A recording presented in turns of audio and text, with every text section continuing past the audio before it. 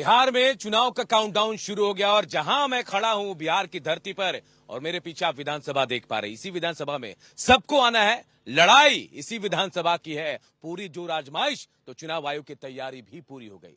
एक तरफ चुनाव आयोग तमाम पार्टियों से बातचीत कर रहा है, एसआईआर की प्रक्रिया पूरी हो गई और कभी भी चुनाव आयोग की तरफ से कहा जा रहा है चुनाव की तारीखों का ऐलान हो जाएगा 1 या 2 दिन के अंदर। इसी बीच देखिए सियासत भी बिहार में तेज हो गई है।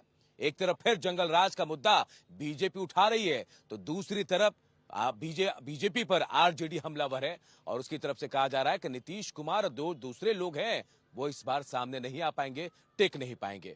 तो सियासत बिहार में पूरी तरह गर्म हो गई है और विधानसभा की लड़ाई जो है वो अब देखिए सियासी बयानबाजी में शुरू हो गई इसके लेकर, और एक से एक बयान भी दिए जा रहे हैं। एक तरफ मीटिंग चल रही है, एनडीए नेताओं की सीट बंटवारे को लेकर फॉर्मूला लगभग तय है, तो महागठबंधन की तैयारी भी जोरों पर है। और कहीं देखिए ओवैसी मुस्लिम वोटों को साधने की तैयारी कर रहे हैं।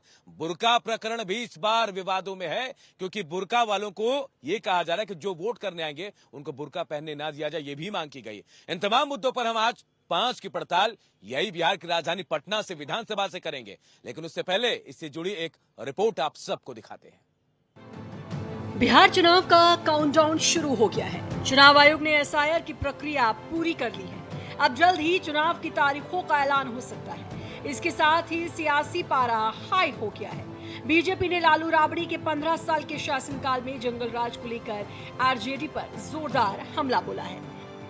लोग भय के मारे कांप रहे थे, सोच रहे थे कि अगर यह जंगल राज वाला आ गया तो न जाने मुझको बिहार छोड़ना पड़ेगा, कि हमारी मां बहनों का बलात्कार अपहरण होगा, हमारे बच्चों का अपहरण होगा। हिम्मत है तो सत्य को स्वीकार करो और तब जाकर बिहार की जनता के सामने खड़ा रहो और चुनावी मैदान में आओ। तेजस्वी तुमको चुनौती देता। फेयर इलेक्शन नहीं होता तो बिहार में सबसे बड़ी पार्टी कैसे हो गए होते। और ये फेयर इलेक्शन ही है कि फिर वहीं पहुंच गए जहां उन्हें पहुंचना था। लोकसभा में उन्हें 4 सीटों पर हम लोगों ने समेट दिया। ये फेयर इलेक्शन होगा कि इस बार 20 सीटें भी आरजेडी के लिए जीतना मुश्किल हो जाएगा। वहीं आरजेडी नेता तेजस्वी यादव ने सीएम नीतीश कुमार की सेहत पर सवाल उठाते हुए निशाना साधा है। तेजस्वी ने कहा कि अब नीतीश कुमार बिहार चलाने योग्य नहीं है। सत्ता बदलने जा रही है, बिहार बदलेगा। दलित समाज, आदिवासी समाजों ने ठान लिया है मौजूदा सरकार को उखाड़ फेंकना। इधर एनडीए और महागठबंधन में सीट शेयरिंग को लेकर हलचल तेज है। एनडीए में सीट बंटवारे को लेकर सहमति बनने लगी। सूत्रों के मुताबिक जीतन राम मांझी के नेतृत्व वाली एचएम पार्टी को 10 सीट देने पर सहमति बन गई है, जबकि महागठबंधन में सीट शेयरिंग को लेकर अभी तक सहमति नहीं बन पाई है। खासतौर पर कांग्रेस और आरजेडी के बीच सीटों को लेकर खींचतान जारी है। Bureau report, Bharat express. तो बिहार का सियासी रण तैयार है, बस तारीखों का इंतजार है, लेकिन इस बीच आरोपों की भी बौछार चल रही है। देखिए आज जिस तरह से सियासत गरमाई, ऐसा लग रहा था कि अब 1 या 2 दिन में तारीखों का ऐलान भी हो जाएगा। सियासत पूरी तरह से गरमाई हुई है। बिहार की विधानसभा की लड़ाई जो है अब आरोप प्रत्यारोप पर भी आ गई है। इसी पर हम चर्चा भी करेंगे और चर्चा के लिए हमारे साथ एक बड़ा पैनल भी जुड़ गया। एक बार मैं परिचय करा दूं, मेरे साथ सुनील सेवक प्रवक्ता बिहार बीजेपी के जुड़े हुए हैं, मेरे साथ भरत सिंह प्रवक्ता कांग्रेस के जुड़े हुए हैं, नीलाभ शाही जुड़े हुए प्रवक्ता वीआईपी के, और डॉक्टर संजय कुमार राजनीतिक विश्लेषक भी जुड़े हैं। सबसे पहले सुनील सेवक जी, मैं आपके पास आऊंगा। सुनील जी, एक बार फिर जंगल राज का राग अलापा जा रहा है, क्या इसी मुद्दे पर चुनाव होगा बिहार में? देखिए, बिहार के परिप्रेक्ष्य में 1990 से लेकर 2005 तक जो एक काला अध्याय लिखा गया, स्वाभाविक है उसको भुला पाना नामुमकिन नहीं, असंभव है। इसलिए उस पीरियड को बार बार दोहराने के लिए एनडीए इसलिए चाहती है कि लोगों को यह बताया जाए कि वर्तमान में जिनके हाथ में इंडी गठबंधन का संचालन होगा, जो इंडी गठबंधन के नेता के रूप में अपने आप को जबरदस्ती प्रोड्यूस कर रहे हैं, वो उनका इतिहास इस टाइप का है, उनके परिवार का इतिहास इस टाइप का है। हमारे यहाँ कहावत है, बापे पूत पर आपत घोड़ा ना ज्यादा तो थोड़ा थोड़ा। और इस थोड़ा थोड़ा को तो छोड़ दीजिए, अभी 9 जुलाई 2025 को जी इंडी गठबंधन ने एक प्रदर्शन किया था बिहार की सड़कों पर, और उसमें उन्होंने फिर झलक दिखला दी। एक नहीं, करीबन जी। बिहार के 5 से 7 जगहों में अजीब अजीब तरह के कारनामे किए गए। कहीं भूरा बाल साफ करो का नारा दिया गया, कहीं चीजों का ये लोग समय समय पर अपना चेहरा दिखाते रहते हैं, अपने रूप का प्रदर्शन करते रहते हैं। इसलिए बिहार की जनता को आगाह करना एनडीए का परम कर्तव्य है, और एनडीए हमेशा इस चीज को बराबर बताती रहेगी और बताती भी है कि देखिए, बिहार पिछले 20 वर्षों में बिहार जिस विकास की गति पर चल पड़ा है, बिहार जब अब स्वाभिमान मैं वापस शब्द हो लौटूंगा। गया है, बिहारी गर्व की बात सुनील हो सेवक गई जी, है, वापस उसको लौटूंगा भूला- आपके पास। आप हेलो? जंगल राज का जिक्र कर रहे हैं, शायद बताने की जरूरत पड़ रही है आपको। वापस लौटूंगा मैं आपके। भरत सिंह जी, क्या मजबूरी हो गई कि बीजेपी को बताना पड़ रहा है कि जंगल राज बिहार में है? चुनावी मुद्दा भी वही बना रहे हैं आप। अनूप भाई, ये तो बहुत हंसी की बात है कि अगर जो 18 से 20 सालों तक सरकार में हो और सरकार चला रहा हो, उसको सहयोगी है भाजपा के जो है सुनील जी बैठे हैं भाजपा से, और उसके सहयोगी हैं, और ये बता रहे 20 साल पहले जंगल राज था। अरे 20 साल तो बहुत लंबा समय होता है, मुझे लगता है कि सुनील जी 20 साल में आप बिहार को नहीं सुधार पाए क्या? अगर नहीं सुधार पाए तो हट जाइए। अब तो आ रहे हैं ना हम, और डंके की चोट पे हम आ रहे हैं, बताने की जरूरत नहीं पड़ेगी। बिहार की जनता ने ये दिखा दिया है, राहुल जी की रैली में ये दिखाया, वोट चोर गद्दी छोड़।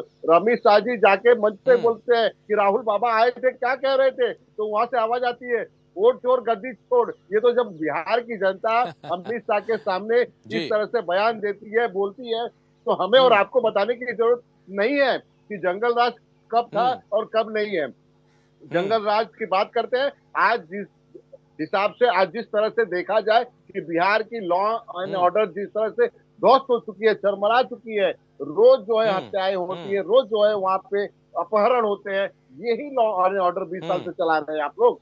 तो अनूप भाई, अगर ये लॉ एंड ऑर्डर की बात करते हैं तो मुझे लगता है कि ये पर्दे के पीछे छुप के जो है वार करना चाहते हैं, और बिहार की जनता ये बहुत बखूबी से जान गई है। और बहुत जल्दी, जिस तरह से इलेक्शन कमीशन ने कहा है कि नवंबर में हो सकता है चुनाव की घोषणा हो जाए, और हो जाए तो हम तो दो हाथ करने के लिए तैयार है।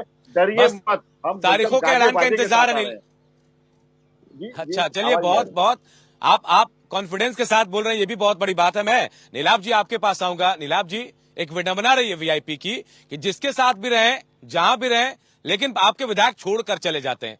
इस बार ऐसा कुछ होगा तो नहीं ना? महागठबंधन के साथ है, फिर कहां जाएंगे अगर ऐसा हुआ तो? अनूप जी, सबसे पहले तो मैं आपको बता दूं, जो आपने जो चर्चा की है कि हमारे विधायक छोड़ के चले गए, छोड़ के नहीं चले गए। भाजपा का ये चाल चरित्र रहा है, अपने से नीचे छोटी पार्टियों को वो निगल जाती है, बेईमानी करती है, चोरी करती है, चकारी करती है, खरीदती है। खरीद विधायकों के खरीद फरोख्त की राजनीति की शुरुआत ये भाजपा ने ही किया है, और हमारे 4 विधायकों को खरीद कर वह ले गई और हमारे पार्टी को तोड़ने का काम किया। तो रही बात भाजपा के चाल चरित्र का, तो कोई जवाब ही नहीं है।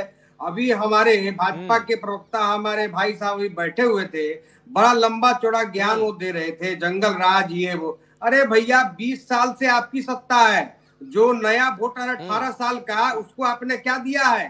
और रही बात गुंडई की, तो मैं आपको एक बिहार बंदी का दिखाता हूँ, ये वीडियो एक बार देख लीजिए। ये डिलीवरी केगा क्या वो कहां जाके नहीं जाके नहीं जाके अरे मरीज है पहले तो मालूम था। ये है बिहार भाजपा की गुंडाई। एक डिलीवरी पेशेंट इनके बंदी में जा रहा था तो उसको भी रोक दिया गया। बिहार बंद जो है एसआईआर पर महागठबंधन ने भी किया था। मैं आपको सैकड़ों वीडियो दिखा दूंगा जिसमें एम्बुलेंस को और जो भी तत्काल सेवाएं बहाल हुई उसमें हम लोगों ने उसको जाने दिया। मैं स्वयं रोड पर था, 10 एम्बुलेंस को जाने दिया। और भाजपा जदयू की गुंडाई ये थी कि गर्भवती महिलाओं को भी एम्बुलेंस को रोकने का इन लोगों ने काम किया। और जंगल राज का ये लोग का हवाला देते हैं। अरे महाजंगल राज चल रहा है बिहार में एनडीए का। आप देख लीजिए, लगातार हत्याएं हो रही हैं, लगातार रेप की घटनाएं हो रही हैं, लगातार मर्डर हो रहे नीला भाई हैं। आऊंगा, आप नीला डाटा भाई निकाल आऊंगा लीजिए, आऊंगा मेरे आपको आपके दिख जाएगा। पास। सवाल आपने भी उठाए हैं और देखिए कांग्रेस के प्रवक्ता भरत जी ने भी उठाया, मैं बीजेपी से भी सवाल लूंगा, लेकिन हमारे साथ देखिए चुनाव विश्लेषक भी है डॉक्टर संजय कुमार, राजनीतिक विश्लेषक। संजय जी, बिहार का सिनेरियो क्या कह रहा है? 1-2 दिन में चुनाव की घोषणा हो जाएगी तारीखों की, लेकिन सियासत देखिए एसआईआर से शुरू हुई, बेरोजगारी से शुरू हुई, जंगल राज पर आकर टिक गई। अब नीतीश को आरजेडी कह रही है कि अब योग्य नहीं है। कहां जा रहा है बिहार? क्या है चुनावी मुद्दे बिहार में? तो जनता तय करेगी ना कि योग्य कौन है और अयोग्य कौन है। ये मतदाता यहाँ के अब तय कर देंगे। अब कितना है, 22 नवंबर को तो नई सरकार का गठन हो जाएगा बिहार में। इसलिए जनता इतनी परिपक्व हो गई है बिहार की कि वो हर चीजों को समझती है। ठीक है, चुनाव में एक नैरेटिव बनाया जाता है एक मोमेंटम लाने के लिए, लेकिन कभी कभी ऐसा नहीं होता है कि मुद्दे हैं बिहार में, लेकिन वो मुद्दे अगर हर पार्टियां उठाए और लोगों के इच्छाओं आकांक्षाओं पर अगर वो मुद्दों को जोड़े तो शायद वो बिहार की बेहतरी में एक बड़ा कदम होगा। शिक्षा एक मुद्दा है, चिकित्सा एक मुद्दा है। अब कब तक जंगल राज की बात करके आप सत्ता से किसी को किनारे रखेंगे और आप बराबर सत्ता में रहेंगे। बार बार अगर मैंडेट जनता ने दी एनडीए को, तो अब वो जंगल राज वाली बात अब बहुत अपील लोगों को नहीं करती। मामला है पलायन, मामला है रोजगार, मामला है शिक्षा, मामला है चिकित्सा। अगर इस पर पार्टियां जाकर के कहती है कि अगर हमें आप मैंडेट देंगे, हमारी सरकार जब बनेगी तो हम बेहतर बिहार के निर्माण में हमारी क्या भूमिका होगी, और जो सरकार है सत्ता में कि हमें फिर, जैसे नीतीश कुमार जी ने कहा ना कि भाई हमें फिर सत्ता में मौका मिला आने का, तो 1 करोड़ नौकरी और रोजगार हम देंगे। विपक्ष, लेकिन संजय जी कितनी बार मौका जी, इससे भी बड़ा हम काम करेंगे। जहां पर नीति आयोग की रिपोर्ट और आपका बगल का झारखंड से भी प्रति व्यक्ति आय आपकी कम है, 66,000 रुपया पर एक बिहारी रहने के लिए अभिशप्त है। 94 लाख परिवार आप ही ने गिन करके दे दिया कि वो 6,000 से कम उनकी मासिक आय है। उनकी बेहतरी और उनके भविष्य के लिए आप क्या कर रहे हैं? जब ग्राउंड रियलिटी में आपका हायर एजुकेशन कोलैप्स है, शिक्षा में कोई आप गुणात्मक परिवर्तन नहीं ला पा रहे हैं, इनरोलमेंट रेशियो बढ़ाया लेकिन क्वालिटी एजुकेशन आप नहीं दे पाए, हॉस्पिटल्स में मेडिकल कॉलेज की गिनती कराते हैं लेकिन फैसिलिटी के अभाव में कैसे बच्चियां उसके दस्तक पर, दरवाजे पर जाके दम तोड़ देती है, वो भी बिहार की एक कटु और सच्ची तस्वीर है। मैं मानता हूं कि जनता चीजों को देखती है 5 साल, और देखने के बाद ऐसा नहीं है कि ये आरोप लगा दिए, वो डिफेंड कर दिए, उससे जनता कनेक्ट नहीं होती है। जनता कनेक्ट होती है कि हमारे हिस्से में क्या आया, अगर उनके हिस्से में कुछ आया, अगर वुमेन एम्पावरमेंट हुआ है, ये सच्चाई है, इसको कौन नहीं स्वीकार करेगा कि 2005 से लगातार महिलाओं के सशक्तिकरण की दिशा में बिहार ने काम किया है। वो साइकिल पोशाक से लेकर राजनीतिक हिस्सेदारी से लेकर के सामाजिक ताकत से लेकर के आर्थिक सशक्तिकरण की दिशा में काम हुआ है। यह सच्चाई है, इस सच्चाई को आप स्वीकार कीजिए, नकारिए। लेकिन 58% युवा जो इसी बिहार का है, उसके सपने कब आकार लेंगे? वो पलायन का दंश कब? बिल्कुल, यही सवाल मैं पूछता हूँ। संजय जी, मैं वापस आऊंगा, आपके पास वापस आऊंगा। मैं सुनील जी आपके पास आऊंगा। 20 साल हो गए हैं सुनील जी, कब तक जंगल राज का मुद्दा उठाएंगे? जो आप संजय जी कह रहे हैं आप सुन पा रहे, रोजगार का मुद्दा है, पलायन का मुद्दा है। ऐसे में जंगल राज की कहानी कब तक गढ़ेंगे? 5 साल मौका मिला, 10 साल मिला, 15 साल मिला, 20 साल मिला, और भी चाहिए 5 साल। देखिए, सवाल उसका नहीं है, सवाल है कि जो विकल्प है बिहार के जनता के पास, वो किसका विकल्प है? वो विकल्प उसी ब्लड का है ना, जिस ब्लड ने बिहार को आईसीयू में डालने का काम किया था। आज तो कम से कम आईसीयू से निकल के बिहार सड़कों पे चल तो रहा है। अब कल से हम दौड़ेंगे भी अगले 5 साल में। तो सवाल उसका है, अगर यही विकल्प उसी आरजेडी में सिद्दीकी जी के पास होता, जगता बाबू के पास होता, किसी और के पास होता, कुछ जनता सोचती समझती भी। लेकिन विकल्प कौन है? विकल्प वही है जिसका नेचर और सिग्नेचर है बदलता नहीं है, वही ब्लड है जिसने बिहार को बर्बाद करने का काम किया है। तो फिर कैसे जनता उस पर विश्वास करेगी भाई?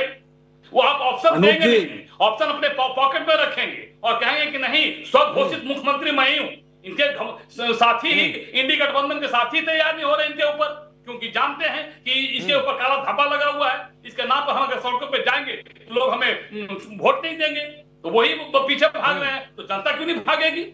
जनता कभी नहीं, लेकिन सुनील जी, लोगों के नाम पर सुनील जी, बिहार में वोट नहीं करेगी, क्योंकि जनता अभी भी कह रहे हैं, नेचर और सिग्नेचर आप ये बात आपको बताने की जरूरत पड़ रही है। जनता जानती है सुनील जी, जनता अगर जानती है तो शायद बताने की जरूरत ना पड़े।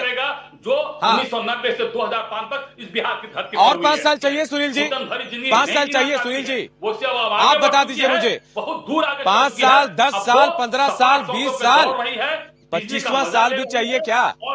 हाँ, सुनिए धैर्य से सुनील जी, थोड़ा धैर्य रख लीजिए। वाली स्थिति नहीं होगी। हाँ, बिहार की जनता मुरली नहीं आएगी। बिहार की जनता सुनील जी अगर बोल सकते हैं तो धैर्य भी रखिए, सुनने की शक्ति रखिए। हाँ सुनील जी, रखना चाहती है। हाँ चलिए, आप बोल चुके 5 साल, 10 साल, 15 साल, 20 साल और 5 साल, कब जंगल राज खत्म करेंगे आप? ये बता दीजिए मुझे, आप एक शब्द में बताइए, आप कब? कोई टाइम दे पाएंगे, गारंटी दे पाएंगे जनता को? तो अब भी वही मुद्दा आप अब भी कह रहे हैं, पुनः नहीं हो, इसके लिए मैं जनता को एडवाइस कर रहा हूं, don't repeat to that government. ये जनता को मैं कह रहा हूं कि आपके सामने ऑप्शन ओपन है, विकास या विनाश।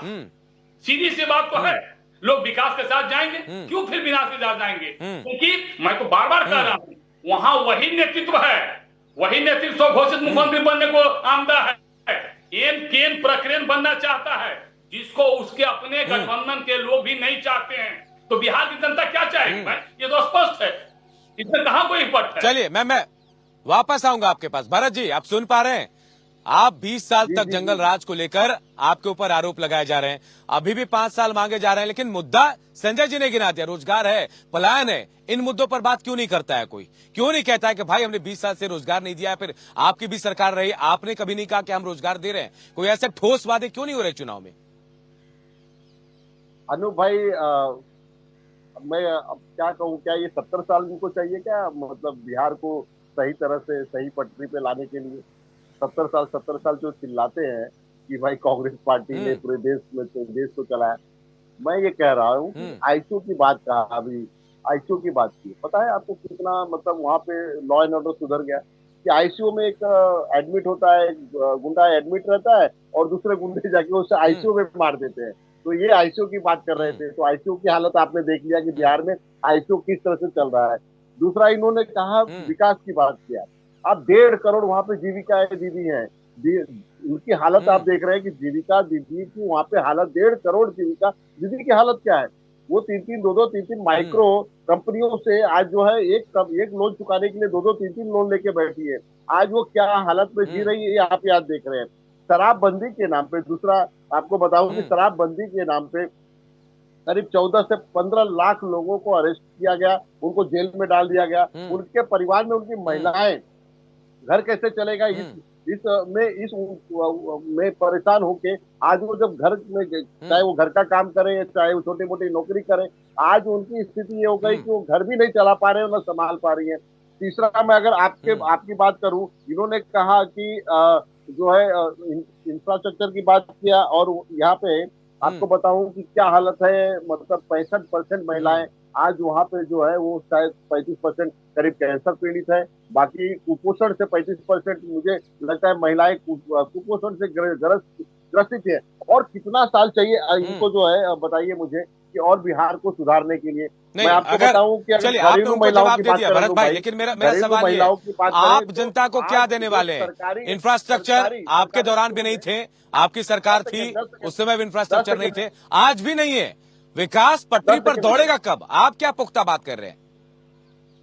मैं 10 सेकंड अगर पूरी कर लूं, फिर उसके आपकी बात में जवाब। चलिए, मैं ये बोल रहा था कि पिछले मैं जो सरकारी स्कूलों में जो महिलाएं काम कर रही, 1600 रुपए उनको वेतन मिलता है, यानी एक दिन का 53 रुपए। क्या आज इस भारतवर्ष में किसी भी राज्य में किसी भी परिवार का 53 रुपए में क्या घर चलता है? क्या हो सकता है? क्या संभव नहीं है। आप बात कर रहे हैं जो, और 10,000 देने की बात की, अभी नया झुंझुना इन्होंने दिया 10,000।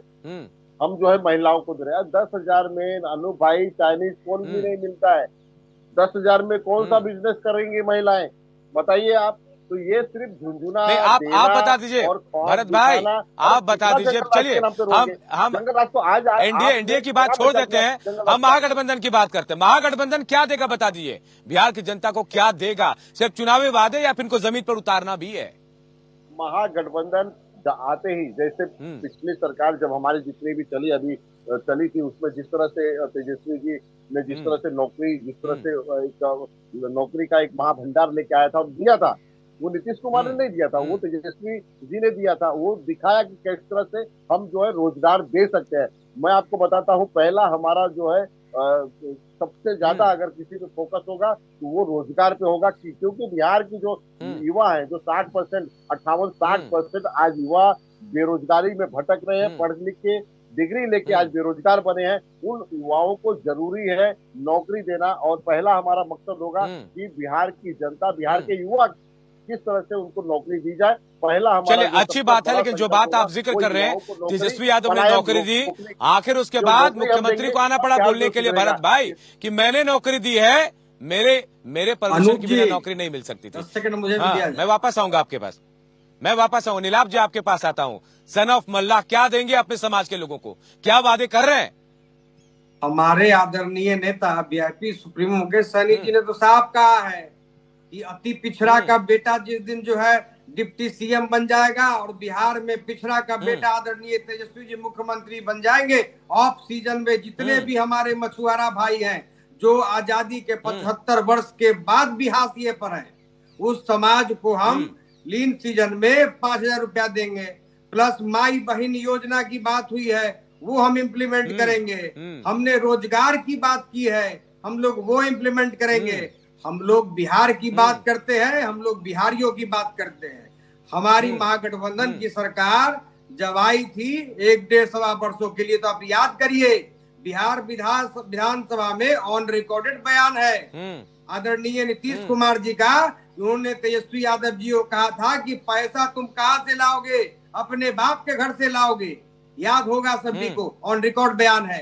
फिर तेजस्वी जी की सरकार आई, उन्होंने 5 लाख युवाओं को नौकरी देने का काम किया। युवा तेजस्वी सरकार में 5 लाख युवाओं को रोजगार मिला, और उसका क्रेडिट लेने के लिए अरे भाजपा वाले जो भाई साहब बगल में हाथ उठा रहे हैं, ये लोग तो इतने बेशरम हो चुके हैं कि 20 साल से ये लोग नीतीश कुमार जी का के साथ में रह के सिर्फ और सिर्फ ये लोग मलाई खाए हैं। बिहार के युवाओं को ठगने का काम किया है। बड़का झूठा पार्टी पहले जो ये बैठे हुए, पहले तो ये बताएं इनके जो डिप्टी सीएम है क्या वो 7वां पास है क्या?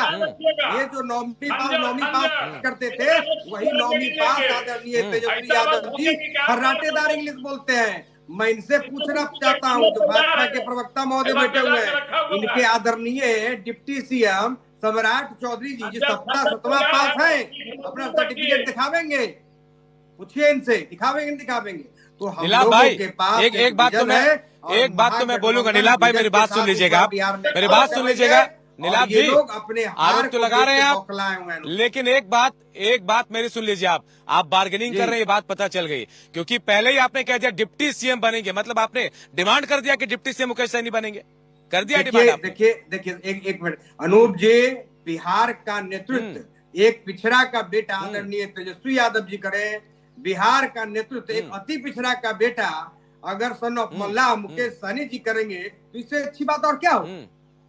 क्या उनको अधिकार, एक अति पिछड़ा मांग रहे हैं आप लोग डिप्टी सीएम का पद मांग रहे हैं, ये तय है ना? क्या निषाद मल्ला समाज ये तो 75 साल से ये तो बार्गेनिंग का एक तरीका भी हो गया नीलाभ भाई।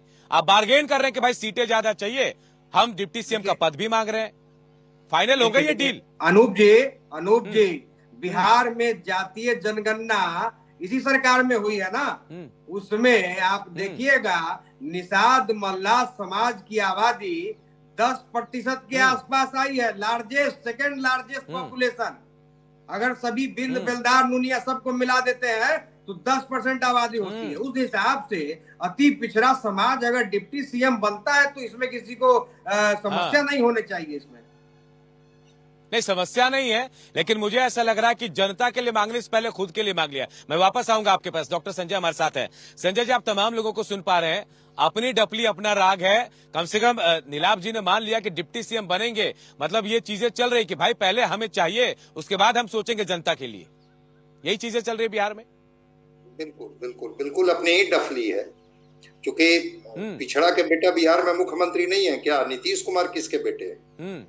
मदन सहनी और हरीश सहनी किसके बेटे हैं? वो अति पिछड़े के बेटे नहीं है क्या? ऐसा कुछ थोड़े है कि कोई फलाना पिछड़ा का बेटा, अति पिछड़ा का बेटा जब सत्ता के शीर्ष पर बैठेगा तभी बिहार विकसित होगा। इसकी समझ मुझे नहीं है। मेरा कहना है कि बिहार के बेहतरी के ब्लूप्रिंट अगर आपके पास हैं, वो पिछड़ा अगड़ा दलित मुस्लिम में मत बांटिए न समाज को। बिहारी होकर के देखिए न जरा बिहार को, कि बिहार की जो वो 40 लाख मजदूर लौट रहे थे कोरोना काल में, वो कौन कौन थे? उनको चिन्हित किया गया था कि वो पिछड़ा थे कि अति पिछड़ा थे कि अगड़ा थे कि दलित थे कि मुस्लिम थे? वो सब बिहारी थे, जिनको रुखसत कर दिया गया था सारे राज्यों से, और वो पैदल लौटे थे। वो दंश, वो पीड़ा हर बिहारी ने देखा था। मैं कहता हूं कि बिहार के बारे में जो ब्लूप्रिंट है, अच्छी चीजें, अच्छी तस्वीर जो आती है बिहार की, हर बिहारी को गर्व होता है, फक्र होता है। कालखंड जो रहा हो, परिस्थितियां जो रही हो, अगर कांग्रेस ने best administrative state doctor Shri Krishna Singh के समय में दिया, कर करके दिखाया, तो आज भी वो भी अमेरिका का इकोनॉमिक्स एपल भी आए थे भारत, और उन्होंने बिहार को बेस्ट एडमिनिस्ट्रेटिव स्टेट कहा था। वो सुखद पल है इतिहास का, ऐसा नहीं है। कालखंड में चीजें बदली। अगर अच्छी सड़कें हैं बिहार में, तो अच्छी सड़कें दिखती है बिहार में। अगर गांव में बिजली है तो बिजली दिखती है गांव में। चीजों को नकार नहीं देंगे। और ठीक है, माइक्रो फाइनेंस कंपनियां का हो सकता है कि कोई नकारात्मक तस्वीर भी हो, लेकिन 1,40,00,000 जो जीविका दीदियां हैं, जरा बात तो कीजिए 11 लाख सेल्फ हेल्प ग्रुप से, कितना वो स्वावलंबी और आत्मनिर्भर हुई है। वो बदलता हुआ बिहार की तस्वीर, जिस बदलते हुए बिहार में ये 10,000 रुपए की राशि, मैं तो कल ही गांव गया था, मैं बात कर रहा था, वो मधुमक्खी पालन से लेके अगरबत्ती उद्योग से लेकर के, अगर सरकार कह रही है कि हम आपको स्किल्ड भी करेंगे, हम आपको मार्केट भी देंगे, वो सुखद तस्वीर होगी। वो 10,000 रुपए की राशि अगर एक महिला के खाते में जाती है, वो कैसे अपने परिवार के लिए सदुपयोग करेगी, शायद किसी बिहार की महिला से बैठ के बात करनी चाहिए। उसको बांटिए मत अलग-अलग ग्रुप में, तो ये एक अच्छी तस्वीर दिखती है।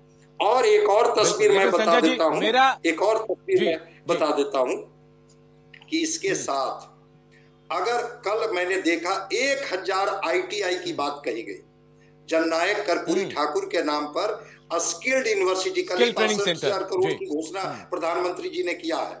1000 ITI से अगर ये बिहार का हर प्रतिभा को तराशा जाएगा, स्किल्ड किया जाएगा, भले वो 10th पास करके आ जाए और 2 साल की 1.5 साल की ट्रेनिंग उसकी हो जाए और स्किल्ड हो जाए, हर बिहारी पूरे देश में अपने को साबित कर देगा, मजदूरी करने के लिए अभिशप्त नहीं होगा।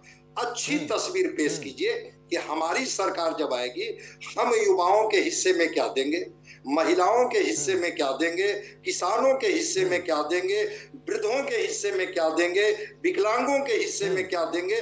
कब तक ये जाति पार्टी अगला पिछड़ा अति पिछड़ा में बांटते रहिएगा? यही बात मैं कहना चाह रहा था कि विडंबना है संजय जी, थोड़ी सी विडंबना बढ़ जाती है यहाँ पे। और विडंबना इस बात की कि जिस बात की घोषणाएं चुनाव से पहले होती है, काश चुनाव जीतने के बाद सीधे उसी दिन से घोषणाएं होती, तो शायद आज वो महिलाएं स्किल्ड होती, वो महिलाएं आज खुद आत्मनिर्भर होती, रोजगार को लेकर जिस पर हम सवाल कर रहे हैं वो शायद बेहतर होता। मैं भरत जी आपके पास आऊंगा, जो माफ कीजिएगा सुनील जी आपके पास आ रहा हूं मैं।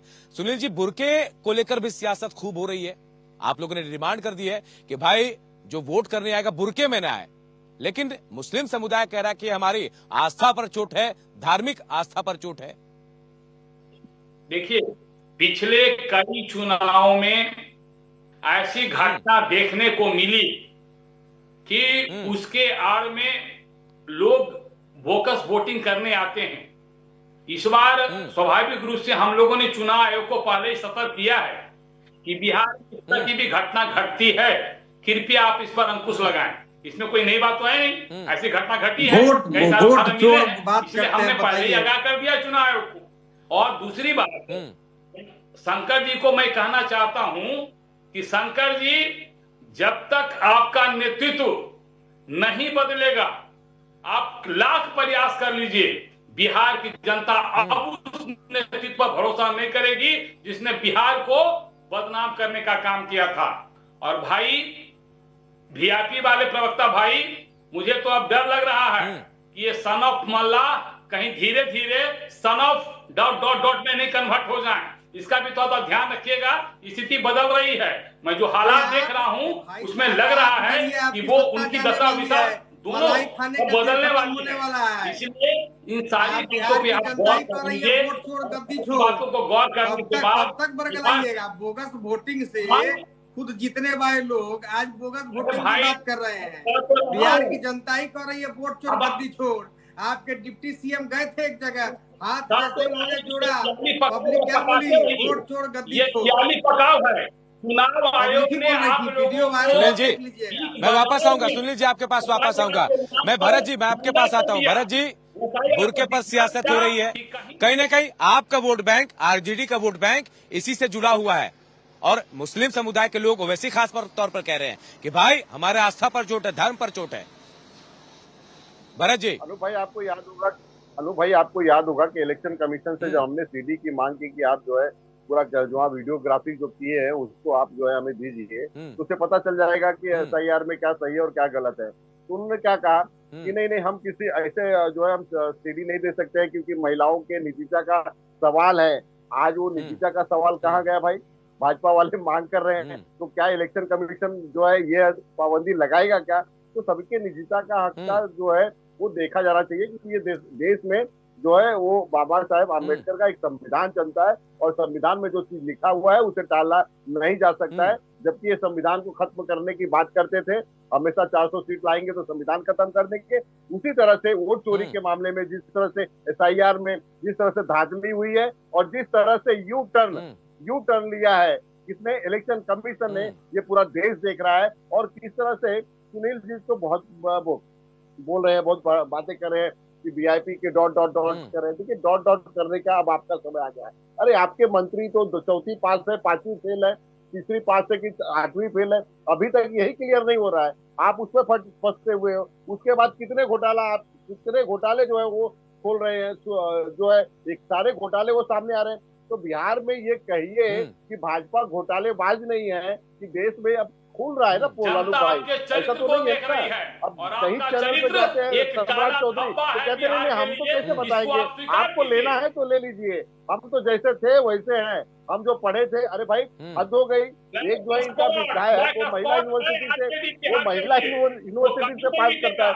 ये तो अजब गजब की कहानी है ना बिहार की और भाजपा के नेताओं की। तो मुझे लगता है कि बिहार में जिस तरह से चाहे वो आप नौकरी की बात कर लीजिए, पलायन की बात कर लीजिए, ये सारी व्यवस्था चरमरा चुकी है। और नीतीश बाबू का क्या कहना था? नीतीश बाबू तो खुद ही अब अपने आपे में नहीं रहते हैं। वो किसी भी मंच पे जाते हैं, कुछ भी कह ले सकते हैं। हम समझते हैं उम्र का एक तकाजा होता है, इस उम्र में जो है बहुत सारी भूलें हो सकती है, बहुत सारी बातें नहीं। आप खुल के बता दीजिए क्या कहना चाह रहे भरत भाई, उम्र का तकाजा है या फिर सीएम पद को लेकर कुछ कह रहे हैं आप नीतीश जी को? नीतीश जी अब कहाँ सीएम बन रहे हैं? आपको लग रहा है कि आप भाजपा का इतिहास देख के, चाहे वो महाराष्ट्र में ले लीजिए, चाहे वो कहीं भी ले लीजिए, आप कहीं दिख रहा है कि मतलब नीतीश जी अब बनेंगे मुख्यमंत्री? अरे मुख्यमंत्री नहीं बनने वाले हैं, वो तो छोड़ दीजिए, दूर की बात है। मुख्यमंत्री रहेंगे भी नहीं क्योंकि सरकार ही नहीं आ रही है। सरकार आएगी तब तो मुख्यमंत्री। आप ये बता दीजिए तेजस्वी सीएम बन रहे हैं? तेजस्वी सीएम बन रहे हैं भरत भाई? देखिए ऐसा है, ये जो है नहीं, ये जवाब दीजिए आप नीतीश के बारे में तो बोल रहे हैं, आप खुद तय नहीं कर पाए अब तक। पार्टी का एक छोटा सा कार्यकर्ता हूँ, प्रवक्ता हूँ, तो मैं इस विषय पे नहीं अपनी बात रख सकता हूँ। हाँ इतना है कि जो भी होगा सहमति से होगा। हम सभी पार्टी, चाहे वो वीआईपी हो, चाहे हमारी कांग्रेस पार्टी हो, आरजेडी हो, हम सभी लोग बैठ के आपस में चर्चा विमर्श करेंगे। और इस सवाल पे गोलमोल जवाब क्यों आता है भरत भाई? अगर नीतीश तेजस्वी से बड़ा कोई चेहरा आपके पास है बिहार में तो बोलने में दिक्कत क्या है? मतलब संदेश तो यहाँ भी है कि कांग्रेस क्या चाह रही है, बड़ा भाई बनकर चाह रही। मैं इसीलिए पूछ रहा हूँ संदेह किस बात का है? जी नहीं अनु भाई, बिहार के लिए जो उचित होगा, बिहार की जनता के लिए जो सुटेबल होगा बिहार के युवाओं के लिए जो सुटेबल होगा, जो अच्छा रहेगा, वही जो है हम लोग सभी भाई बैठ के हम सभी पार्टियां वो तय करेंगे। हमारे लिए कोई मुख्यमंत्री की लड़ाई और कोई मुख्यमंत्री का झगड़ा चले अभी आप टाल रहे हैं, मतलब अभी भी तेजस्वी भाई- संशय में है। कांग्रेस की तरफ से ग्रीन लाइट नहीं मिली है उनको, मतलब संशय है। तेजस्वी तो कह रहे हैं कि राहुल प्रधानमंत्री बनेंगे तो समर्थन देंगे, लेकिन तेजस्वी को लेकर आप क्यों नहीं कह पा रहे हैं? क्यों नहीं हो पा रही ये चीज? क्या कोई कमी नजर आ रही है? बता दीजिए, भारत एक्सप्रेस के कैमरे पे बता दीजिए आप जी। नहीं, मैं फिर कह रहा हूँ अनूप भाई, हमारे हमारे हमारा एक लिमिटेशन है, हम एक दायरे में है, हम एक कार्यकर्ता है पार्टी की, जो भी तय होता है वो पार्टी तय करती है। अब यहाँ पे सुनील जी बैठे हैं, कह दे कि बिहार के मुख्यमंत्री जो है वो कौन बनेगा, नीतीश बाबू बनेंगे क्या, कहते हैं कि जो है कौन बनने वाला, नहीं बोल सकते ना, क्योंकि इन्हें पता है कि ये सरकार में नहीं आ रहे और कहाँ से बनाएंगे। और दूसरी बात मैं संजय बात करता हूँ, संजय जी ने कहा कि जीविका महिलाओं का जीविका बड़का झूठा पार्टी पर कोई भरोसा नहीं है। अभी कैमरा के सामने काया पलट जाएंगे। जो 1.5 करोड़ जीविका मुंबई वाला हाल करेंगे। हालत आज बद से बदतर हो चुकी है। जो उन्होंने कर्जा लिया था उस कर्जे को चुकाने के लिए आज फाइनेंस माइक्रो फाइनेंस कंपनियों की चपेट में आ चुकी है। और ये किसने किया? ये पूरा जो है वो सत्ताधारी जो आज सत्ता में बैठे हैं, चाहे वो जो है नीतीश कुमार हो, चाहे वो भाजपा हो, चाहे उनके सहयोगी हो, ये सभी लोगों ने मिलके वहाँ। चले मैं वापस आऊंगा भरत भाई, वापस आऊंगा आपके पास। आपसे सवाल किया था मैंने, लेकिन जवाब नहीं दे पाया कि तेजस्वी को मुख्यमंत्री बना पाएंगे नहीं। नीलाभ भाई, मैं आपके पास आता हूँ। आपने तो बता दिया खुलकर और बड़े अच्छे से कहा कि भाई आपके जो वीआईपी के चीफ है वो डिप्टी सीएम बनेंगे। आप तेजस्वी को सीएम बना रहे हैं? नीलाभ भाई आप बताइए। देखिए, हमारे आदरणीय नेता वीआईपी सुप्रीमो मुकेश सहनी जी तो कई बार मीडिया के सामने आकर उन्होंने बोला है, कई दफा बोला है कि बिहार में हम लोग बिहार विधानसभा चुनाव तेजस्वी यादव जी के नेतृत्व में लड़ेंगे।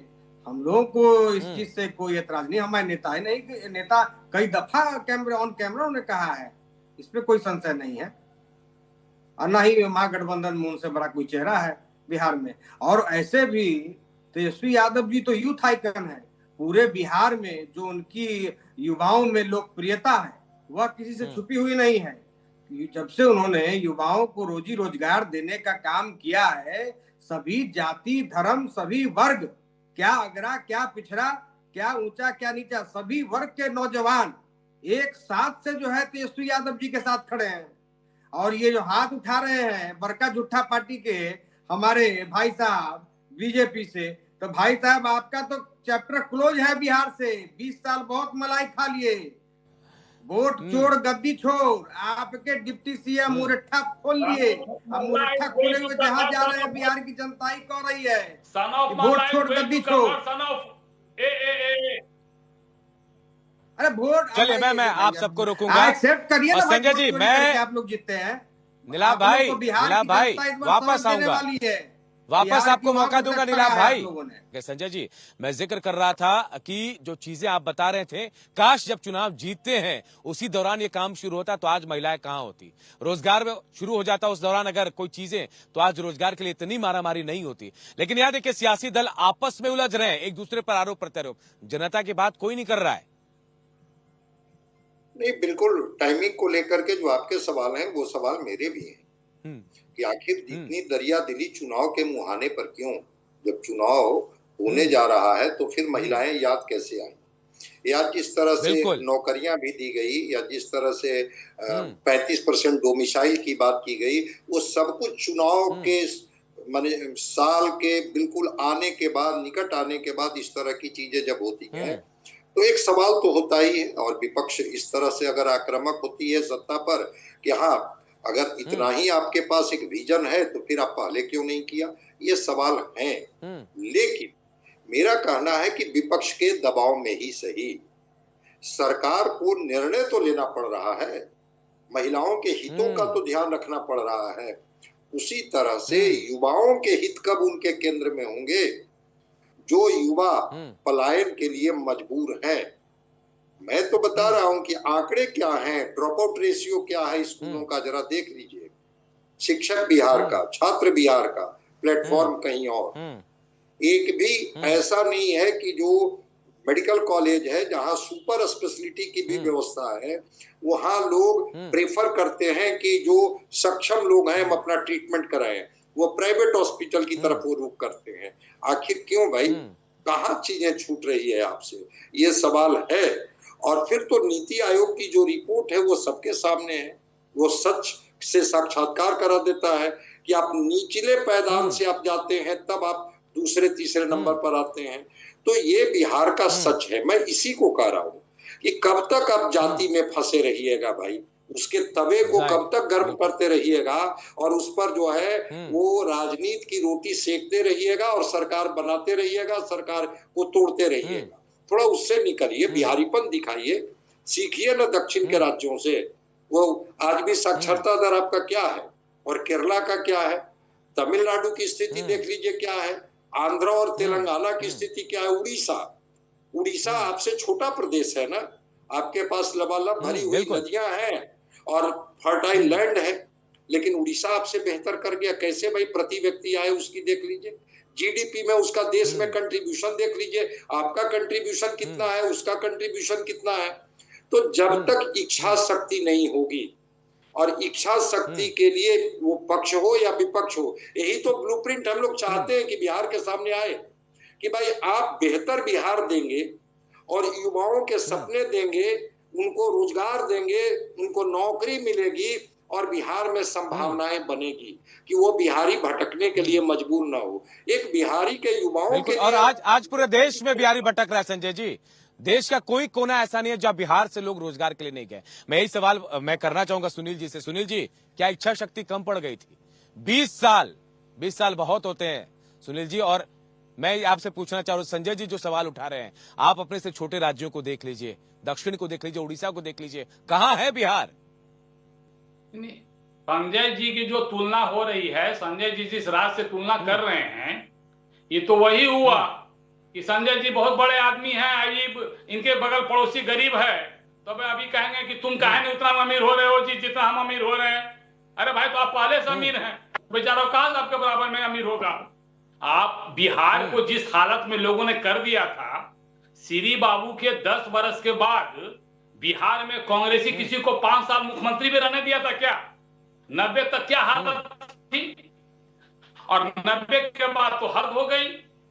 तो मैं कह रहा हूं कि इतना बड़ा गड्ढा खोद ही दिया था आप लोगों ने मिलके, उसको तो भरते अब जाके हम पुलिस दीवार खड़ा किए। अब उसके घर बनेगा, अगले 5 साल में उसमें घर बनाएंगे, बढ़िया घर बनाएंगे। नहीं, आप ये बात तो कह रहे हैं भरत भाई, आप ये बात तो कह रहे हैं, ये बात तो आप कह रहे हैं भरत भाई, ये चुनावी वादे, उसे हम कहते जो बात आप चुनावी वादे में है उसी बात को दोहरा रहे हैं आप। और लेकिन मेरा सवाल कुछ और है, सुनील भाई, मेरा सवाल कुछ और है। आप कि नहीं, हाँ, बिहार विकसित हुआ है, ठीक है, और आगे बढ़ने की आवश्यकता है। लेकिन आपके नीति आयोग नहीं कह रही ना सुनील भाई, नीति आयोग नहीं कह रही है, लेमन की बात कर रहे हैं आप, नीति आयोग नहीं कह रही है। और ये तय कर रखा है कि अगले 5 साल सरकार को देके और हम विकसित बिहार बनाने में अपना सहयोग देंगे। चलिए, मैं दूसरे मैटर पे भी आ जाता हूँ, बिहार पे गठबंधन को लेकर एक चीज मैं बता देना चाहता हूँ। अभी मैं एक छोटा सा उदाहरण मैं देना चाहता हूँ, जो अभी बड़ा और छोटे की बात करते। 1991 में बिहार की प्रति व्यक्ति आय 21,287 रुपए थी और उड़ीसा की आय 20,591 रुपए थी। उड़ीसा की ये प्रति व्यक्ति आय में एक दशक में उड़ीसा 31% बढ़ गई और बिहार 2002 तक प्रति व्यक्ति आय 32 से 33% गिरकर 14,209 रुपए ही रह गई। तो कैसे आप मानते हैं कि उड़ीसा आपसे बहुत विकसित था? आपसे तो उसकी प्रति व्यक्ति आय कम थी। कालखंड जो रहा हो, आप उसको एनडीए का कालखंड और ये यूपीए के कालखंड को लेकर के संजय जी, आप आंकड़े गिना दिए संजय जी, लेकिन इसका जवाब मैं दे देता हूँ। इच्छा शक्ति की कमी, आप समझिए, इच्छा शक्ति की कमी थी जिसकी वजह से ये तमाम चीजें नहीं हुए। भरत जी, मैं आपके पास होगा, बहुत ज्यादा वक्त नहीं है। गठबंधन में सब कुछ ठीक है आपके? महागठबंधन में सीट शेयरिंग हो गई लग रहा है? कितने पे डील हो रही, कोई जानकारी है आपको? अनु भाई, ऑल इज वेल, एकदम बहुत सही समय पे आपको सारी जानकारी मिल जाएगी। हमें कितनी सीट मिली है, आरजेडी कितनी सीट पे लड़ रही है, वीआईपी पार्टी कितनी सीट पे लड़ेगी। एकदम हमारे बीच में कोई मतभेद नहीं है, सर पुड़ौल नहीं है। जिस तरह से एनडीए के अंदर है, जिस तरह से चिराग पासवान की ले लीजिए, जीतन राम मांझी की ले लीजिए, चाहे वो भाजपा की लीजिए, नहीं नहीं, आप अपनी बता दीजिए। चिराग पासवान के तो मैं सुनील जी से पूछ लूंगा। आप 146 सीट, कांग्रेस भी वैसे 120 के आसपास, 60 सीट से ज्यादा लेफ्ट मांग रही है, 60 सीट से ज्यादा वीआईपी। सीट तो 243 है भरत भाई, कहाँ से देंगे? मांगने का अधिकार अनूप भाई सबको है। हाँ। लेकिन लास्ट में जो फाइनल होगा वो आपके सामने आ जाएगा और बहुत ही अच्छे तरह से होगा। हमारे में कोई सर फुटबॉल नहीं होगा, चाहे जो एनडीए में हो रहा है। और रही बात जिस तरह से सुनील भाई ये कह रहे थे, देखिए सर फुटबॉल तो है, आप भले कुछ कहे नहीं कहे, आप मुख्यमंत्री का नाम नहीं ले पा रहे अपना, तो यहाँ तो है कुछ ना कुछ। मैं वापस आऊंगा नीलाभ जी, आप बताइए 60 से कम में मान जाएंगे जी? ऐसा देखिए, ऐसा कुछ नहीं होता है। एक जो है सीमा होती है, जब तक सब कुछ फाइनल नहीं हो जाता है तब तक बोलना उचित नहीं होता है। और ये बिहार जानती है, पिछली बार तो ऐसा नहीं था भरत भाई, बनाना है, पिछली बार ऐसा नहीं था। कौन सबसे ज्यादा पसंद है? पिछली बार ऐसा नहीं था। पिछली बार ऐसा नहीं था। अनूप जी, मैं आऊंगा आपके पास भरत भाई जी। मैं वापस आता हूँ। मैं नीलाभ जी आपके पास आता हूँ। 60 से कम में मान जाएंगे आप नीलाभ भाई जी? तो देखिए 10-5 सीट ऊपर नीचे हमारे फाइनल हो जाएगा। मैंने फिर कहा ना कि हम बड़ी मजबूती के साथ हम गठबंधन में मिलकर लड़ेंगे। और एक ही गठबंधन नहीं है ना, ये तो आगे तक गठबंधन चल रहा है ना। एकदम महागठबंधन जो हमारा जो है इंडिया गठबंधन जो है वो बड़ी मजबूती के साथ हर जो है राज्यों में लड़ाई लड़ रही है। भरत भाई नीलाभ जी को सुन लेते हैं, नीलाभ जी को सुन लेते हैं, उनकी बात पूरी नहीं आ रही। नहीं करता है सीट के लिए, सीट शेयरिंग के लिए उसकी एक कोऑर्डिनेशन कमेटी है इंडिया गठबंधन की, जिसमें सब कुछ ठीक है, सबको मान सम्मान के साथ उसमें बात हो रहा है। जिसके हिस्से में जितनी सीट जाएगी, हम लोग 243 सीट मानकर हम लोग बिहार विधानसभा चुनाव में हम लोग उतरेंगे। 2-4-5 सीट कम। लेकिन नीलाभ भाई आपने सीट से पहले डिप्टी सीएम का पद मांग लिया है, इसीलिए मैं सवाल कर रहा था। सीट से पहले ही आपने डिप्टी सीएम का पद मांग लिया है। सीट मिले नहीं मिले, डिप्टी सीएम का पद आपको चाहिए। देखिए इंडिया गठबंधन ब्लॉक में हर पार्टी का कार्यकर्ता चाहता है कि हमारे नेता चीफ मिनिस्टर बने, डिप्टी सीएम बने। तो ये हमारे पार्टी का राष्ट्रीय कार्यकारिणी का बैठक जब हुआ था तो हमारे कार्यकर्ताओं ने ही मांग की थी और हमारी पार्टी ने इस चीज की मांग की है। इसमें अति पिछड़ा का बेटा फिर अगर डिप्टी सीएम बनता है तो इसमें कोई कंफ्यूजन मतलब ही कोई मैटर नहीं है। आप इसी को समझिए। ये तो इंडिया इससे कहीं इनकार नहीं कर रहा हूँ, मुकेश सैनी डिप्टी सीएम बने, लेकिन मैं तो ये कह रहा हूँ कि भाई आपने सीट से पहले डिप्टी सीएम पद मांग लिया, मतलब पद पहले चाहिए था, सीटें बाद में तय हो जाएंगी। नहीं अनूप भाई, आपको दिक्कत है क्या? अगर एक अति पिछड़ा का बेटा, नहीं मुझे कोई दिक्कत नहीं है। अरे नहीं भाई, मैं तो चाहूंगा कि भाई गरीब से गरीब आदिवासी का बच्चा बन जाए। जब राष्ट्रपति बन सकती है आदिवासी की बेटी, तो फिर प्रदेश का डिप्टी सीएम क्यों नहीं बन सकता? जी, तो एक मछली मारने का बेटा काहे नहीं डिप्टी सीएम बन सकता है बिहार का? बिल्कुल बन सकते हैं, लेकिन सवाल मेरा ये नहीं था। सवाल ये था कि आपने पद पहले मांग लिया, सीटें बाद में मांग रहे हैं। देखिए इंडिया गठबंधन की कोऑर्डिनेशन कमेटी है।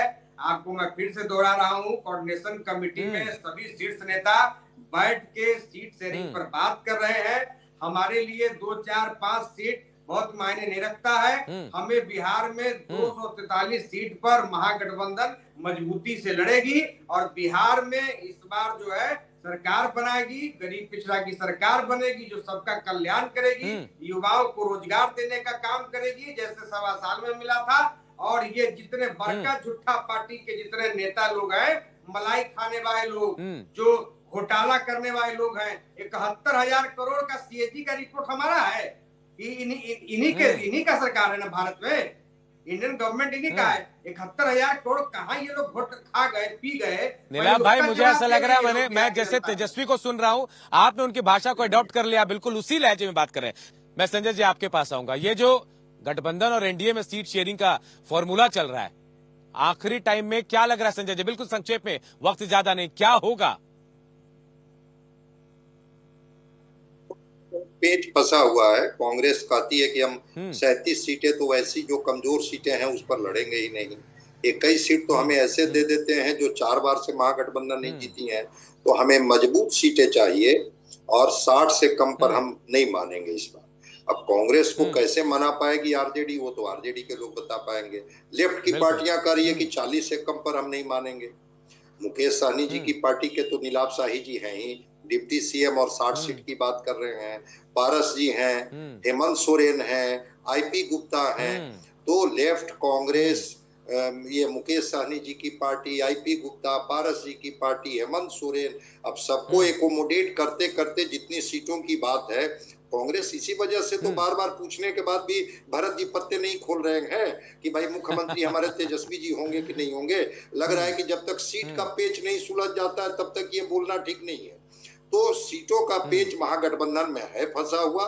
देखते हैं क्या आरजेडी कॉम्प्रोमाइज करेगी, जो पिछली बार 144 पर लड़ी थी, क्या वो इस बार 120 पर? थोड़ा इंतजार करते हैं संजय जी, थोड़ा इंतजार करते हैं।